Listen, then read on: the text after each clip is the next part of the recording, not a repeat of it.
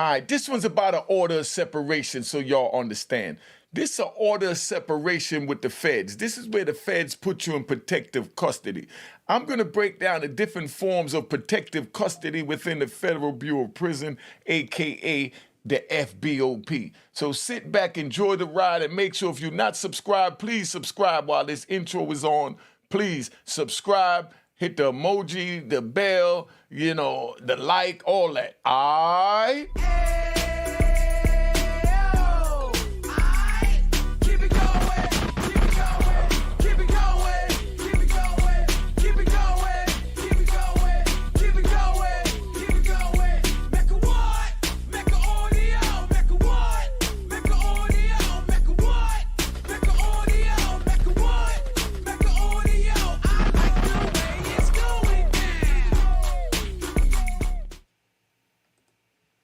All right, you know what it is. Unique Mecca Audio, man. This what it is. I'm going to break down what an order of separation is. If you're not subscribed, subscribe, man. Subscribe. Please subscribe if you're not subscribed. An order of protection, they have many different kinds within the feds. They got the PC. That's called protective custody. Protective custody is where they lock you away from everyone else and say that, you can say your life is in danger, okay? Like we'll take this FBG Duck trial situation with THF BZ, THF TZ, excuse me. Like I said, I don't do no writing down. I just go off the head because all this is natural. THFTZ, right, is in what they call PC. I'm going to break down the different forms of PC so you understand. Now, TZ may be in protective custody because they have it where when they feel like your life is in danger, they put you somewhere and move you whether you want to or not. No matter how tough you are, the feds could say, I'm going to separate you from XYZ. So they'll separate you. Then they got another one where being that, it's alleged that TZ called and said that he was in distress, this and that, and they came to, his rescue, and that happened down at the Gold Coast in Chicago. They could say that they're going to put what they call order of separation. Order of separation is where they want you separated from your co-defendants because they think that one co-defendant have influence over another, and if they put the two of y'all in the same jail, then it's going to be a problem because you could still control the mind of another man to possibly go out on police, So they have the order of separation. They separate the influential ones. So in other words, like, I'm going to give you a case. I ain't going to say no name. But there was a case where it was a big kingpin. And, if y'all know who it is, y'all put in the comments, y'all talk about it, whatever. But I'm not going to get into that. There was an order where there was a big kingpin that was charged with, like, decapitation, murder, extortion, and everything else under the book. So being that, he had the power to order a man to take off another man's joint, bang. You understand? That means that he has a lot of power over that man, so they don't want the two of them ever to be together in a federal prison because the two of them together in a federal prison will cause mayhem because all he got to do is tell him, go decapitate that officer, and anything could happen. So to prevent that, they put what they call an order of separation. So they might put a kingpin separate from his hitman, a kingpin separate from his lieutenant, because they feel like they have this type of power over them. So that's why they do that. That's an order of separation, right? So if someone has influence over somebody, they separate them from that person and put them on permanent separation. That means they can never be in the same jail together. And it's crazy because they're supposed to always make sure co-defendants have a direct line of communication to continue to fight their case. But they'll still put them on separation. Now, that hinders them fighting their case because they got to go through the mail and things like that because they don't really have email. But then when they got email, they wind up putting it where you can email your co-defendant for legal matters only, and then they'll read the emails. And if you start talking about Susie screwing who and who doing what and other personal things that have nothing to do with the case, then they'll shut off that, email communication and said you violated the protocol for you corresponding with your co-defendant for legal matters. So that's one form. Y'all paying attention because I'm riding.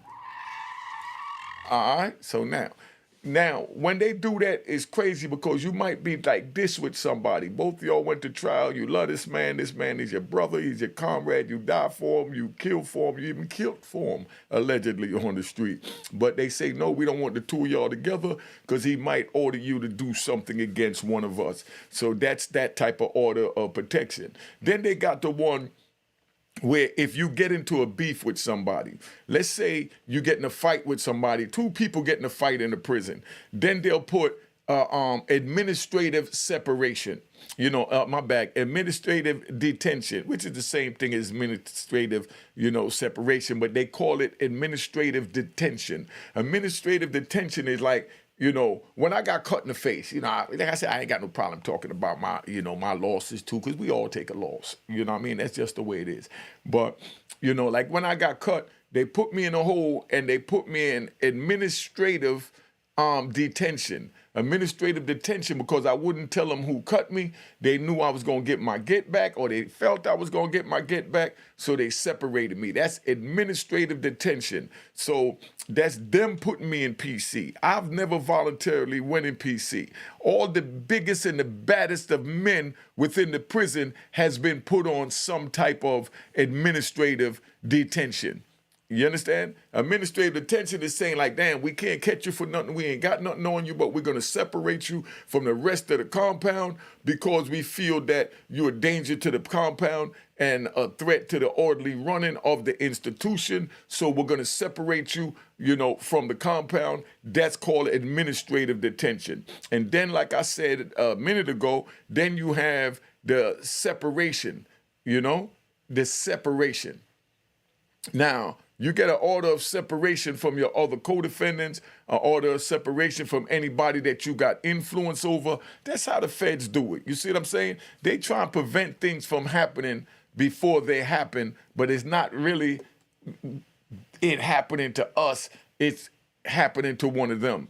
So they feel like when I got cut, if they wouldn't have put me on administrative detention, that I would have been on the compound and I would have gotten out on the dudes that, or the dude that cut me, homeboys, and it would have blew up the security and orderly running of the prison. So that's what that administrative detention falls under. Do y'all understand that? Oh, y'all pay attention to the words that are coming out my mouth. All right, so sit back and enjoy this ride. So when co-defendants go to prison, they don't always get a chance to be around each other, especially when there's violence involved. If there's violence involved and they feel one influence the other one to commit the violent act, they feel like if a man have the power to tell another man to kill a man, hurt a man, harm a man, decapitate a man, do anything to another man that is inhumane, then that means he has power over that man. So that man could also be told to harm an officer or another inmate, so they separate them to get that influence away from them. That's order of separation. You understand? So when you hear that, THFTZ is in PC, that don't mean he's signed in, because I'm hearing things on it that, the O Block 6 other members, that they're mad at him and because they feel he set him up. I'm hearing all of this talk, not agreeing with none of that, and I don't agree with none of that. Like I said, because I don't go with rumors, I go with facts, right? But now, if they feel that, then they'll take him and put him in PC to protect him from them. And then if they feel like he had that much power or they had that much love for him that he could pick up a call and say, we down here, they jumped me, come down here and rescue me, and they go down there and they allegedly do something as horrific as what happened to Duck, then you already know what time it is. Then that means that, oops, we got to separate this man from this man. You know what I mean? Because he has too much power. So that's what the order of, separation is for, So it'll come out in time, whether it's for the administration put it on him or he put it on himself because he feared that they feel like they in this situation because of what, he did to them. But, You know, it depends on how long he's been separated from them. Did this just happen when after the trial, or this happened before the trial? You know, if it happened before the trial, then it's kind of giving you a glimpse to let you know that, you know, they felt like something would happen to him, so they went to protect him, and they wanted to keep him alive long enough to take the stand to get the brothers found guilty. And that's the way that works. So don't say that I didn't tell you how it worked, because I'm going to give you one, right? Let me give you one, because I feel like riding, you know. Now, there was some dudes down in Norfolk, right? Y'all can figure it out and put it in the comments. You know, if you don't know, you don't know, you know, because I don't do no name dropping.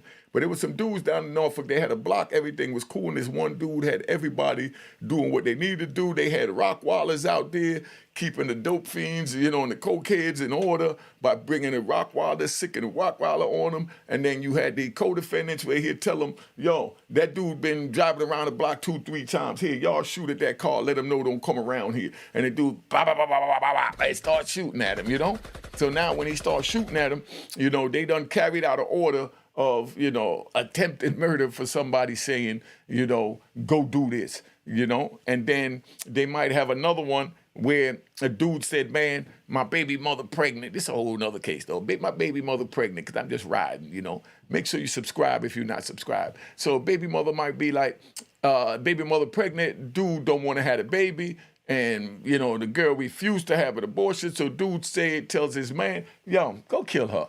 You know what I mean? Because I want to have a baby. Now, for a man to take the order to go murder another female because she's pregnant with your homeboy, your boss, your comrade, your co-defendant, you know, child, and you go out and you kill that, or attempt to even kill that woman and that baby, that means that, you know, he has a grip on your mind. So when someone has a grip on your mind, what they do is they try and separate you from that mind. So it's like take their head away and then the body would fall. So they feel if they take away the person that has that power over them, then the person that is, you know, submissive to that power and carrying out these orders would be much more tameable and controllable once they get them in the feds. You understand what I'm saying? That's why I tell the youngins, it's not worth it. So don't sit here and say, oh, you know, jail is easy. You know, I ain't worrying about it. I could do my time. No, it's not that easy, and you can't just do your time like that, because a lot of factors that play into this.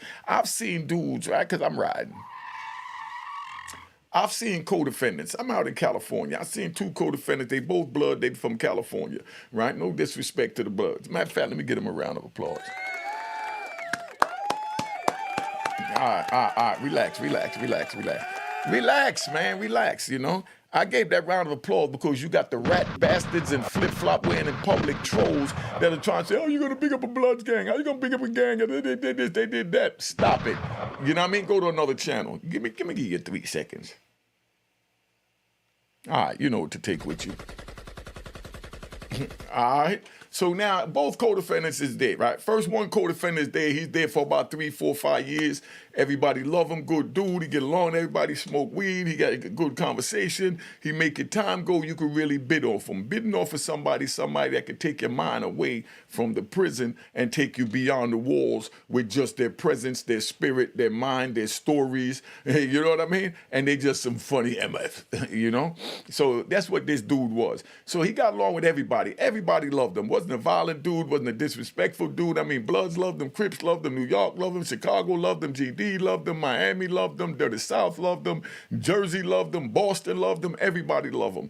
And then here goes his co-defendant. His co-defendant comes and he puts the paperwork out that he's hot.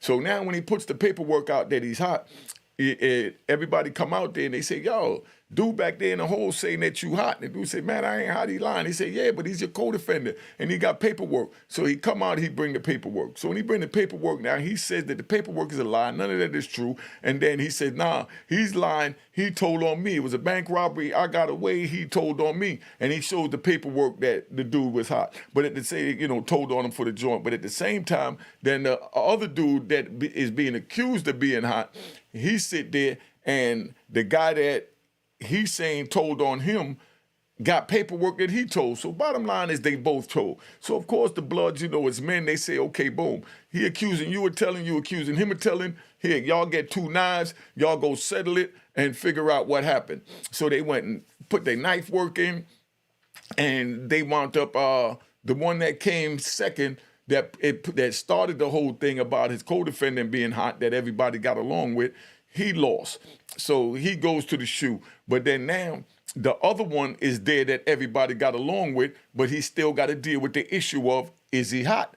The paperwork is there, bottom line, So now, the Bloods had to deal with that. So what they did is they wound up telling him, politely, you saying the paperwork ain't real, but bottom line is paperwork. Until you get proper paperwork, you got to go up top. You know what I mean? Going up top means you go to, the protective custody. You got to get off the compound because we don't want the compound knowing that we allowed you to stay around us when we know that there's paperwork that's questionable about you hot. So until you got something concrete to show that paperwork is not good, you got to go because you're giving a car a bad name. And if you don't want to go, you already know what the consequences is. That means that now we're going to put that violent, hot steel that Bethlehem is, Banky Pound says, big shout out to Banky Pound. Go check out Banky Pound. I like that dude. That's my man. You know what I mean? We all work together because we're not into trying to eat each other's back out. We do, we got to do. Bill Feasy, another one that I like, but now that happened, they have to figure out how they're going to deal with that situation. So he got a choice. He could either willingly walk up or he could be carried up on the stretcher, Well, like I said, this dude wasn't a violent dude, so he said, man, I'm going to go on up top. I get the paperwork sent in for my family. Once I get the paperwork, I'll come back, and present the paperwork and show y'all that I'm not hot, but to keep the car name and the face of our brand, the Bloods in Lum Park clean, I'm going to go on up top until I can do that, and that's the way that works. You see how this is? That's why I say, youngins, if you want to get involved in this, just like y'all get caught, tell on your comrades, and then you wind up in another jail, because there was a whole nother one, right? There was a whole nother one. Let me get another one because I'm riding. Let me get another one. There was a whole nother one where there was a dude that was sitting there and his co-defendant, told on him. He pled guilty. Then he went in and he pled guilty. So he had to tell what his co-defendant told on him. And then the Fed said, we want more than that. We already know what your co-defendant told us. Now we need to know something that we don't know, because bottom line, they won't bring somebody in. So all of them wound up telling on other people, bringing people in, but they all pled guilty, and none of them took the stand because they all pled guilty. So they all saying that they're not no rat bastards because nobody didn't take the stand. But bottom line is, you done pled guilty and you implemented all these other names that the feds knew nothing about, and you gave information about that. So therefore, now you screwed up. So now we back to square one. So you understand. Now, that means that you hot. So then now they had to run all of them dudes from that car, or what we called it back then, from that crew, out the car, So they ran the crew out the car because the crew all gave up names, when they pled guilty that had nothing to do with their case. See, if you plead guilty, you're supposed to just say, I did this and I did that. Like my co-defendant. I give my co-defendant the utmost props. His name is Diesel, right? Let's so y'all understand. People try to, not people, one person tried to go up there and say some bull crap. Diesel ain't never tell. This what happened. I got caught first. Once I got caught, they had me down in Virginia. Diesel get caught up there in Maine or something like that for trying to sell a little 9 ounces to somebody. And when he got locked up, they didn't even know who he was. So he locked up there, and they just had him as Diesel, a.k.a. Lino. Lino something. That means like last name unknown. You know what I mean? I think it's Leno. Yeah, Leno. So it means last name unknown. They just knew him as Diesel. They didn't even know if it was his real government name or not. So Diesel up there, he gets caught up. He takes a GED test while he locked up, and he gets his GED. So now he gets his GED. He all happy, he proud. He wants to send it home to his mama. So he puts his name on the state papers up there in Maine of his government name, and then once that go out, they already knew that he was AKA Diesel, and they were looking for AKA Diesel, but they didn't have it figured out because he was up there under a fake ID with a whole different name. So once he put his government name on it, then it came, the feds swooped in, the feds grabbed him and they put him in the system. When they brought him over there, this was after I was already convicted. So when they did that, they tried to get Diesel to tell things about me that they didn't know so they could do what they call supersede the indictment. Superseding the indictment is giving me a second indictment with more charges added on because they found out information later. But Diesel went in there on some man time, and that's why I give him his props always, and that's why I still deal with him to this day. Diesel went in there and told him that everything he did was for himself. So now the key rat bastard told him that Diesel drove a van down from New York to Charlotte with like 20 keys of cocaine in it and brought it down to one of my workers in Charlotte, and that, then got the money and sent the money back up to New York with the females and did all of it. So they asked Diesel, about that. So Diesel told him straight up, he said, look, I drove 20 keys down there. I dropped the 20 keys off to somebody. I did what I had to do, and that's what I'm pleading guilty to. And they're like, no, but at Unique's trial, they testified that Unique ordered it, Unique did this, Unique did that. And he said, no, Unique had nothing to do with nothing. I took the drugs down to Charlotte and I sold the drugs, and that's what I'm pleading to, that I sold drugs or transported drugs from New York to Charlotte. And they like, no, but Unique is the one that gave it to you. He said, no, he wasn't the one that gave it to me. He said, yeah, but the testimony at the trial, so he said, well, whoever testified at the trial, they lied. They committed perjury. So now they're furious with him, So they have something called acceptance of responsibility. Acceptance of responsibility is when you do like Diesel did, you go up there and you say, I did this, I violated, I'm accepting my responsibility, and they give you 2 points off that will wind up dropping your time. So if you're looking at it 20 years, you might wind up with 15 with the acceptance of responsibility. Diesel accepted his responsibility, but being that when he accepted responsibility, he didn't accept it and tell the government's version of what went on or to support the rat. The government fought him and said that he wasn't truthful because there was testimony on the oath saying that Diesel, took the drugs down there for Unique. Now Unique is saying, now Diesel's saying he did it for himself, So that wound up getting Diesel 27 years in prison. So you understand. But that's how men do. Instead of telling on me, he took his time as a man. Instead of me telling on my comrades, I took my time as a man. And that's just what it's all about. That's why I say don't get involved in the street, because this is tricky. There's no gray area. And that's why I'm wearing gray today. It's just in the black, and white.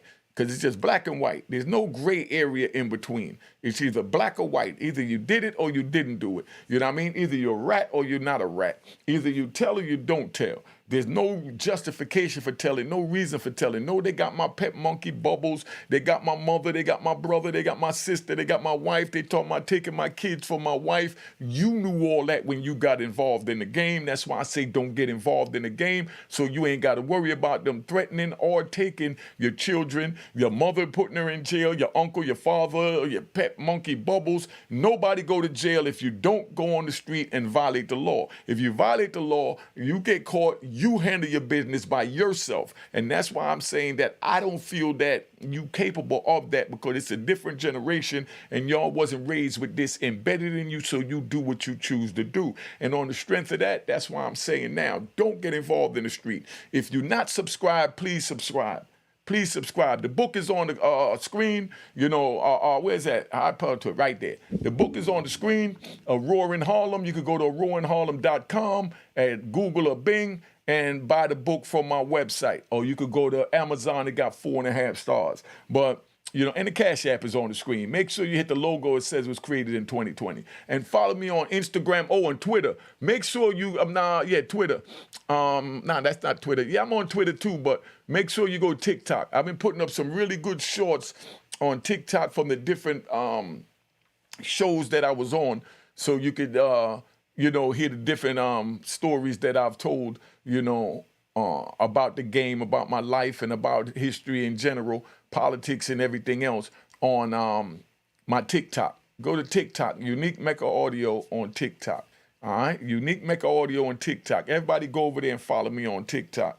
All right, but that's where we at with it. Been on here long enough. I just want to give you something for Sunday. So remember, just because someone is put in PC don't mean that he signed in PC. It could be an order of separation that the government put out to separate you from your co-defendant. It could be administrative detention that they put you in because they feel like you're a danger to the orderly running of the institution, and they put all of us wind up in that. If two people get into a knife fight, right, and they don't, let's say they don't catch them, or let's say they catch one and don't catch the other, but they know who did it, but the victim, the person that got assaulted, is saying that he don't know who got him, Then now they say, okay, we're going to lock you up for administrative detention to protect yourself, protect you from others, and to protect others from you, because you might want to get back for whatever happened. So they have that, administrative detention. Do y'all understand that? See, I give you all these nice little jewels. So make sure, you follow me on Instagram, right, and TikTok. That's the name on the screen. Unique Mecca Audio, and my Cash App is on the screen. Cop the book, you know what it is. Make sure you subscribe, and share these videos, man. Go back and look at the other videos. I got almost 700-800 videos. Everything is jewels, everything is crack. Don't just come and look at the most recent video, because I got over 700 other videos that give you crazy, crazy jewels. And that's what this channel is about. Crazy jewels. Go look at them other videos, man. Y'all just coming here for the first time if you've been here for a minute. But just know what time it is. Let me tap out. Cheers, cheers. Toast the crime, toast the crime, the crime, the crime.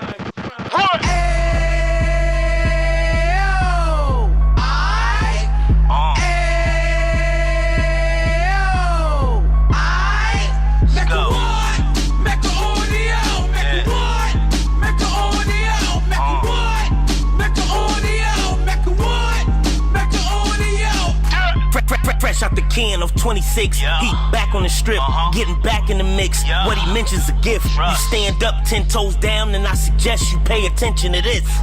Take a little gully posse and put it in Harlem. He cut from the bottom, came up from the bottom. Drop the book, you should go and get it. The Instagram page and the YouTube, you could go and visit. Then you could consider yourself LinkedIn. Sit front row and get Jews from a kingpin. How he went through it, so you ain't gotta go do it. To not pay attention would be stupid. Talking about a man that probably put your grandfather on. Probably the reason that him and your grams got along. A man that generated millions on the block, did his time, never squilling to the cops, Mecca Audio.